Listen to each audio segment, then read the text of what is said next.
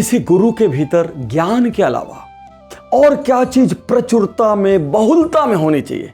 कहते हैं करुणा होनी चाहिए, कहते हैं दया होनी चाहिए, सहानुभूति होनी चाहिए, प्राणी मात्र की चिंता होनी चाहिए, खुद के पहले दूसरे की फिक्र होनी चाहिए। ये स्वामी जी के अंदर कितना कूट कूट के भरा था, ये आपको इस कहानी से समझ आएगा।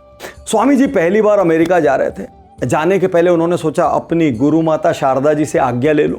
शारदा जी यानी स्वामी जी के जो गुरु थे, स्वामी रामकृष्ण, उनकी पत्नी, वो उनके घर पहुंचे, सारा वृतांत बताया कि माँ मैं अमेरिका जा रहा हूँ, अपने गुरु की सीखों को वहाँ फैलाऊंगा। तो अचानक गुरु माँ उनसे कहती है, नरेंद्र जरा वो चाकू देना। तो नरेंद्र कहते हैं, क्यों, आप तो पूरा सब्जी काट चुके हैं, फिर आपको चाकू क्यों चाहिए? अरे दो ना भाई। तो चाकू देते हैं। जैसे ही माँ चाकू हाथ में लेती है, नरेंद्र को कहती है, आशीर्वाद, तुम जा सकते हो। अब नरेंद्र आश्चर्यचकित, नरेंद्र ने स्वामी विवेकानंद आश्चर्यचकित हुए। कहा, माँ ये चाकू का इस अनुमति से क्या संबंध है? बोले, नरेंद्र तुमने जिस तरीके से मुझे ये चाकू दिया, तुमने धारदार हिस्सा अपने हाथ में रखा और हत्था मेरी तरफ दिया ताकि कहीं मुझे चोट न लग जाए। मैं खाली ये देखना चाहती थी तुम्हारे गुरु का ज्ञान, तुम्हारे गुरु की करुणा, तुम्हारे गुरु की पीड़ा तुम्हारे भीतर है कि नहीं। यदि भीतर से श्रेष्ठ होना है तो एक ही रास्ता संभव है। जब तक हमारे भीतर दूसरों के लिए पीड़ा, दर्द नहीं होगी, तब तक हमारी श्रेष्ठता, हमारी समृद्धि किसी काम की। स्वामी विवेकानंद जी के बर्थडे 12 जनवरी को पूरा इंडिया नेशनल यूथ डे मनाता है। और एक्चुअली इतनी कम उम्र में पूरी दुनिया में इतना बड़ा प्रभाव छोड़ना, महज 39 की उम्र में दुनिया से चले जाना, लेकिन 39 जैसी युवा उम्र में दुनिया पे अपनी छाप छोड़ देना, अपने विचारों का डंका बजा देना, और उसमें भी सबसे ज्यादा यूथ को इंस्पायर करना, ये स्वामी जी की खासियत थी। तो स्वामी जी बड़े इंटेलिजेंट थे, वो यूथ को यूथ के तरीके से हैंडल करते थे। इस किस्से से समझिए।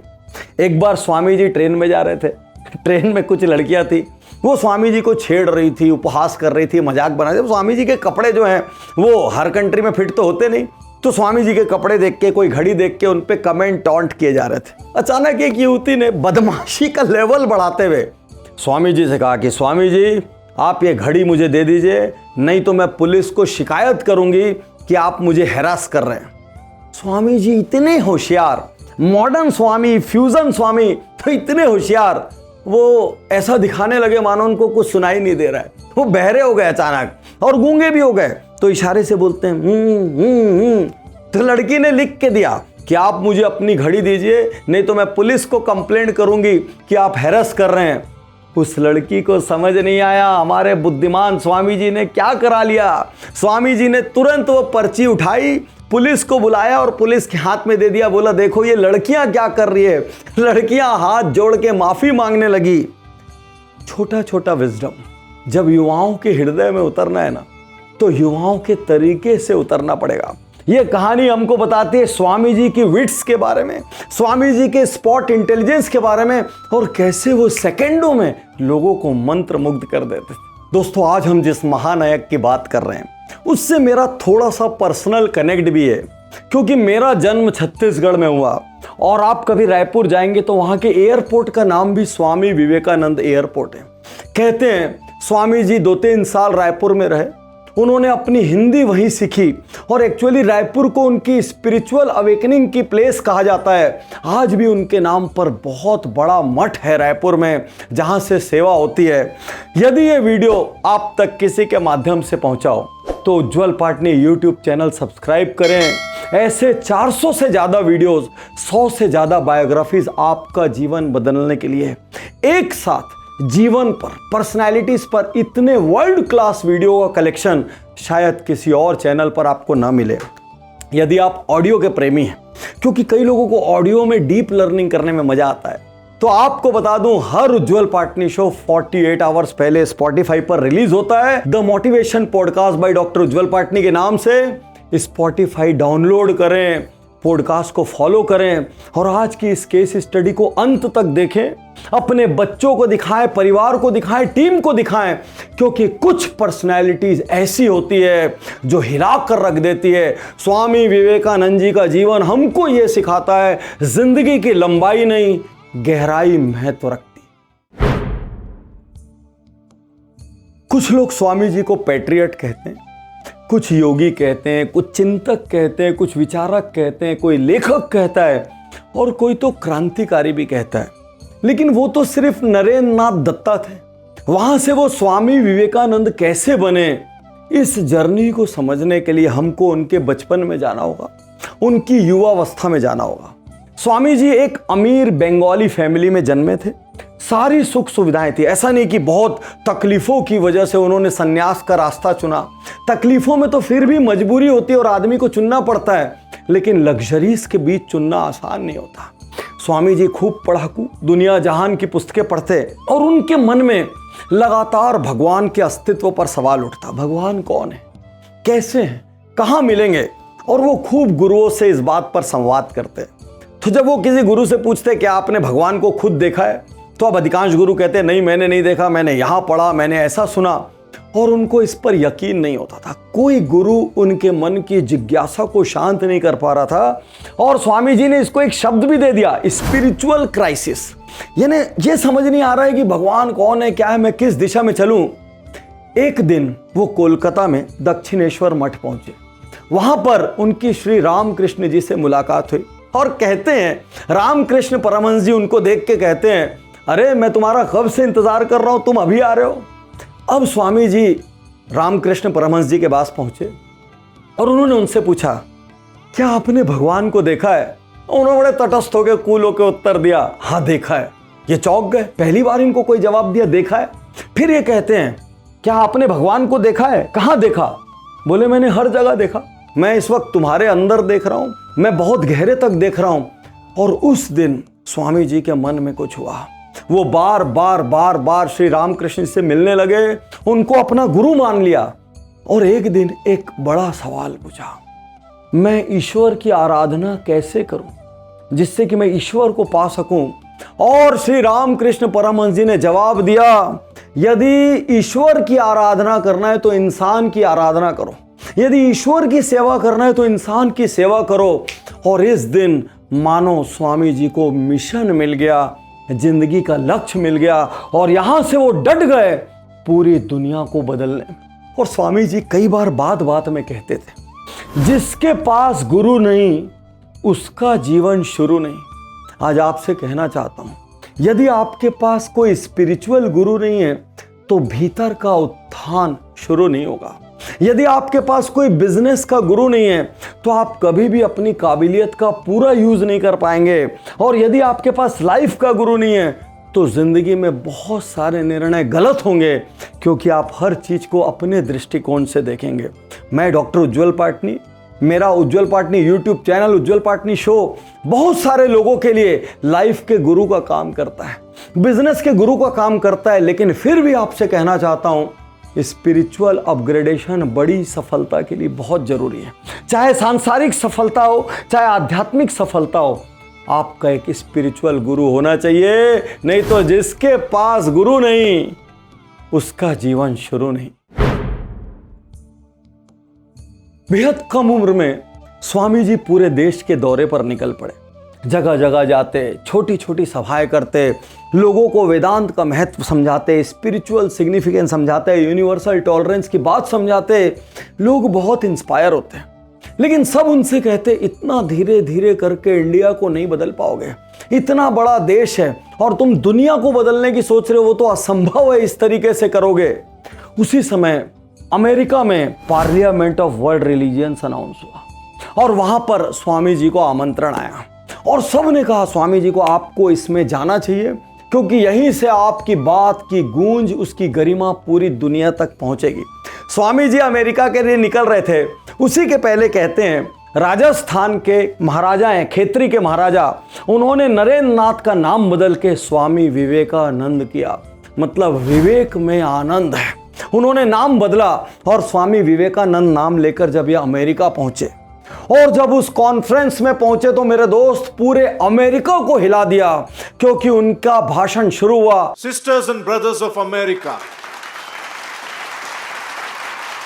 और वहां पर उन्होंने जो बात कही वेदांत के बारे में, स्पिरिचुअलिटी के बारे में, यूनिवर्सल टॉलरेंस के बारे में, रिलीजियस एक्सेप्टेंस के बारे में और हर धर्म को स्वीकार करने के बारे में, पूरी जनता ने वहां पर खड़े होकर तालियां बजाई।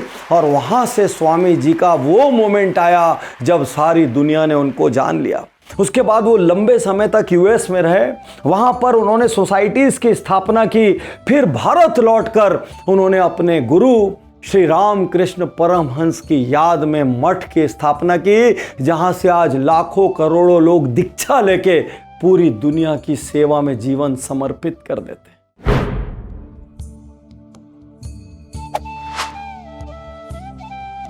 स्वामी जी की एक बहुत बड़ी सीख जिसने मुझे अंदर तक हिला दिया, मैंने उसको हैबिट बनाकर अपने लोकप्रिय प्रोग्राम वीआईपी में डाल दिया, जहां पर मैं सक्सेस हैबिट सिखाता हूं। स्वामी जी ने एक बार कहा, talk to yourself at least once a day और you might miss meeting an intelligent person in this world.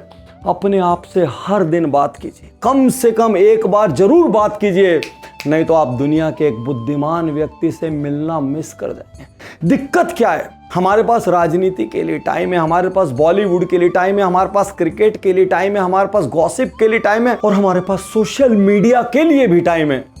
लेकिन एक व्यक्ति जो सबसे ज्यादा इग्नोर होता है, जिसके लिए जेन्युइनली आपके पास टाइम नहीं है, वो है आप खुद।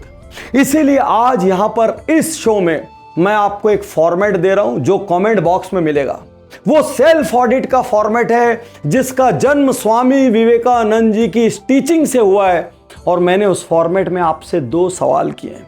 यदि आप हर रात सोने के पहले उन 2 सवालों को सॉल्व करते हैं, बहुत इजी फॉर्मेट है। फॉर्मेट में बॉक्स बने हुए हैं जहां पर आपको हर रात सोने के पहले कुछ लिखना है। 1 महीने के लिए महज 4 प्रिंट आउट लगेंगे, फ्री है। यदि आप, आपका जीवन साथी, आपके बच्चे, आपके परिवार के दूसरे सदस्य, आपकी टीम, यदि आप लोग इस फॉर्मेट पर अमल करते हैं जिसको मैंने नाम दिया है सेल्फ ऑडिट, दुनिया की कोई ताकत आपकी तरक्की को नहीं रोक सकती। यदि मैं ये कहूं कि यदि आप 1 साल करते हैं तो आप 10 साल जितनी सफलता हासिल करेंगे, तो भी आश्चर्य मत करना। वो कहते हैं विपत्ति से डर कर भागो मत, सामना करो। देखिए, डर हर किसी को लगता है, लेकिन कुछ लोग उस डर में छुपने लग जाते हैं, भागने लग जाते हैं, अवॉइड करते हैं, शहर छोड़ते हैं। वो ये कहते हैं, यदि अच्छे दिनों का आनंद लेना है तो बुरे दिनों का सामना करना सीखना होगा। स्वामी जी की एक और टीचिंग जिसको मैं अपने सेशंस में, वीडियोस में लगातार बोल रहा हूं, हैव फेथ इन योरसेल्फ। अपने आप पर विश्वास करोगे तो ब्रह्मांड भी तुम्हारा साथ देगा। स्वामी जी कहते थे, सारे यूनिवर्स की पावर आपकी है, लेकिन आपने अपनी आंखों को हाथों से ढका हुआ है और कह रहे हैं डार्क है, डार्क है, डार्क है। स्वामी जी एक बात कहते थे, यदि दुनिया को बदलना है, यदि शहर को बदलना है, समाज को बदलना है, यदि अपने घर को बदलना है, यदि अपने आप को बदलना है, किसी को भी बदलना है, तो सबसे पहले खुद पर विश्वास होना चाहिए। तभी आप अपने भीतर के पोटेंशियल को हाईलाइट कर पाएंगे, हासिल कर पाएंगे। और वो एक बहुत क्रांतिकारी लाइन कहते थे, just because you are different does not imply that you are incorrect. सिर्फ इसलिए कि आप दूसरों के जैसा नहीं सोचते हैं, आप दूसरे से अलग सोचते हैं, इसका अर्थ ये नहीं है कि आप गलत हैं। गांठ बांध लीजिए मेरी बात को, आप गलत नहीं हैं। Being selfless brings true happiness. Swami ji कहते थे, आपके पास बहुत रिसोर्सेज हो सकते हैं, बहुत समृद्धि, बहुत संपत्ति, बहुत नेटवर्क, सब कुछ बहुत हो सकता है, लेकिन यदि आप उनको सिर्फ अपने लिए यूज करते रहेंगे तो आपको कभी ट्रू हैप्पीनेस, ट्रू जॉय का एहसास ही नहीं होगा। आपको यह एहसास तब होता है जब आपके रिसोर्सेज लार्जर गुड के लिए यूज होते हैं, जब आपके रिसोर्सेज की वजह से दूसरों के चेहरे पर स्माइल आती है। और इसका प्रमाण तो हम आज की दुनिया में देख रहे हैं। आप जितने भी ये बड़े लोगों को देखते हो, 80% क्लब, 90% क्लब के लोग, चाहे वॉरेन बफे हो, चाहे बिल गेट्स हो, चाहे इंडिया से नादर हो, प्रेम जी हो, सब ने अपनी 80%, 90% संपत्ति डोनेट कर दी। वो चाहते तो खुद कंज्यूम कर सकते थे, लेकिन अंत में सबको लगता है मैंने दुनिया के लिए क्या किया। और ये शुरुआत आप आज अभी कर सकते हैं बीइंग सेल्फलेस। भले आप थोड़ा सा कमाते हो, भले आप नहीं कमाते हो तो आप जाके सेवा कर सकते हैं, थोड़ा सा कमाते हो तो किसी को कुछ दे सकते हैं, क्योंकि जब तक आप दूसरों को देने के लिए अपनी जेब नहीं खोलेंगे, ऊपर वाला आपको देने के लिए अपना दिल नहीं खोलेगा, और तब तक आपके दिल में सच्ची खुशी की अनुभूति भी नहीं होगी। आज का ये उज्जवल पाटनी शो मैंने दिल की गहराई से रिकॉर्ड किया, मैंने अपने शरीर के रोम रोम से, अपनी अंतरात्मा से रिकॉर्ड किया है। उम्मीद है मेरी फीलिंग्स, मेरे इमोशंस, मेरे अनुभूतियाँ आप तक पहुँची होगी। यदि ये शो आपको पसंद आया हो, दूसरों की ज़िंदगी बदलने के लिए उनके साथ शेयर ज़रूर करें, और नीचे कमेंट बॉक्स में जाएं, वहाँ पर हमने सेल्फ ऑडिट हैबिट का फॉर्मेट दिया है जो स्वामी विवेकानंद जी की एक टीचिंग से इमर्ज हुई है। यदि उस फॉर्मेट का आप अपनी ज़िंदगी में पालन करते, उपयोग करते हैं, आपकी ज़िंदगी बदलना निश्चित है। शुक्रिया, धन्यवाद, थैंक यू।